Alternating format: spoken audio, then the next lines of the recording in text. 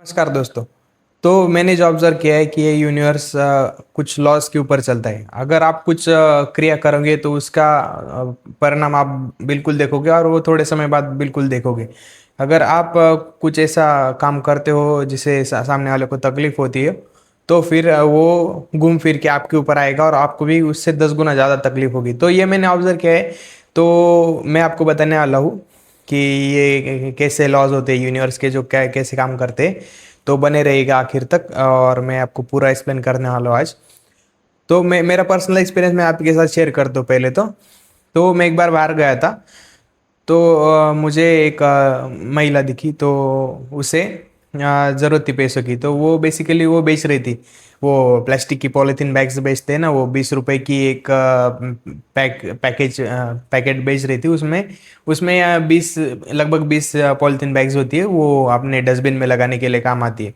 तो 20 रुपए का एक बेच रही थी। तो वो बोल रही थी कि मुझे बहुत ज़रूरत है, तो मुझे आप 100 के ले लीजिए, मैं आपको 4 पैकेट दे देती हूँ और आप 100 रुपये मुझे दे दीजिए, मुझे बहुत नीड है, बहुत ज़रूरत है। तो मैंने क्या किया, ठीक है, मैं मेरी इच्छा होगी पैसे देने की। तो मैंने देखा, मैं मेरा जो बैग होता है, वो साइड साइड वाला बैग होता है वो, तो उसमें मैंने देखा। तो पैसे 10-20 रुपए तो थे ही नहीं। तो फिर और ढूंढा तो मुझे 100 रुपए के 3-4 नोट मिले। तो 3-4 नोट मिले, लेकिन वो 100 रुपए के थे। अभी मैं करूँ तो करूँ क्या, अभी वो टाइम पे छुट्टे कहाँ से मिलेंगे। तो मैंने सोचा, तो फिर मैं एक बार सोचने लग गया और फिर उस महिला की तरफ देखा। तो वो बोल रही थी कि नहीं नहीं, आप 100 रुपए के ले लो। मेरे पास चार है तो आप 100 रुपए के ले लो। तो मैंने देखा कि वो महिला पेट से है और वो प्रेग्नेंट है, उसका उसका पेट भी बाहर आया हुआ दिख रहा था।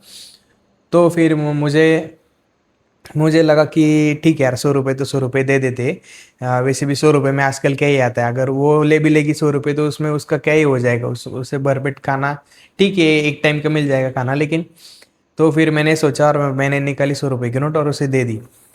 तो ये मैंने काम किया, लेकिन उसके बाद थोड़ी देर बाद क्या हुआ, मेरे साथ एक अजीब घटना हुई। तो उसके 5 ही मिनट बाद मुझे एक फ़ोन आया, और वो फ़ोन था मेरी मम्मी का। और मेरी माँ बोली कि बेटा तुझे पैसे चाहिए थे। तो मतलब मैंने पूछा भी नहीं, मैंने मांगी भी नहीं घर से पैसे, लेकिन मामा बोले कि नहीं नहीं, तुम रख लो पैसे। मैं 10,000 भेज रही हूँ तुम्हारे अकाउंट पे, तो तुम रख लो और रहने दो आपके पास, आपको खर्चे में काम में आएगा। जो कुछ तुम्हारा डेली नीड्स है इस तो उसमें काम आएगा। तो ऐसा 10 रुपये मेरे अकाउंट में आ गए भाई। हो मतलब 5-10 मिनट बाद फ़ोन आया, और उसके 5-10 मिनट बाद माँ ने मेरे अकाउंट पे डाल भी दिए पैसे। वो फ़ोन पे से डालते हैं ना, वो तुरंत 10,000 रुपये डाल दिए।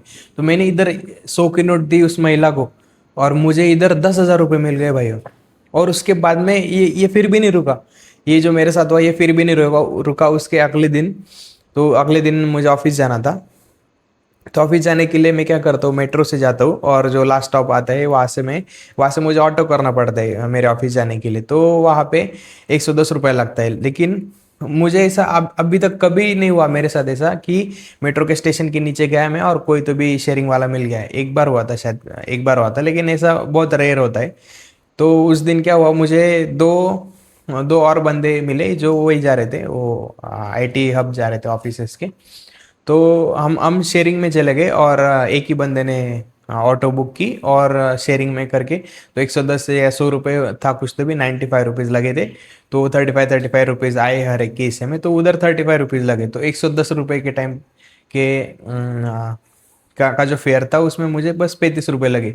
और आते समय भी वैसे ही हुआ।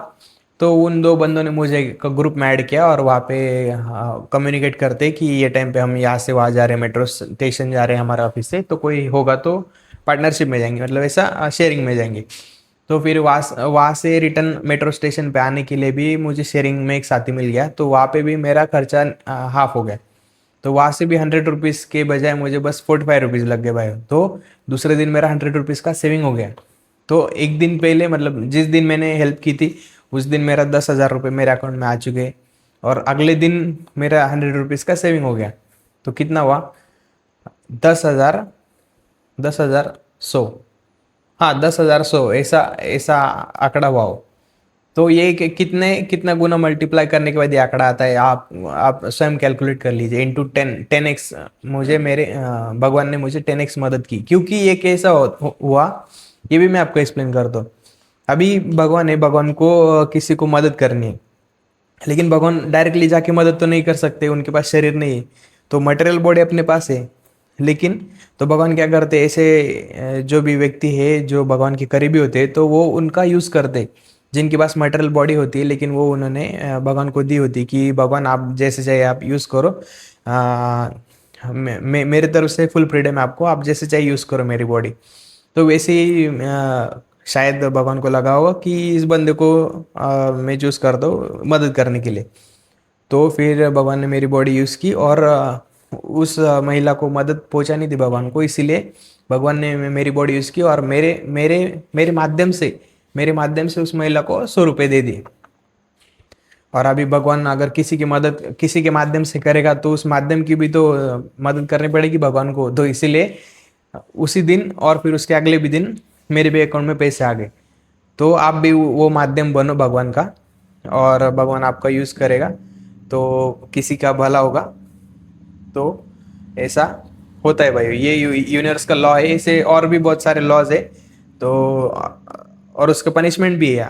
अभी मैंने जो बताया वो पर्क पर्क बताया कि क्या क्या आपको होगा, क्या अच्छा आपके साथ होगा, लेकिन ऐसे कुछ लॉ है कि आपके साथ बुरा भी होगा, बहुत बहुत बुरा भी होगा।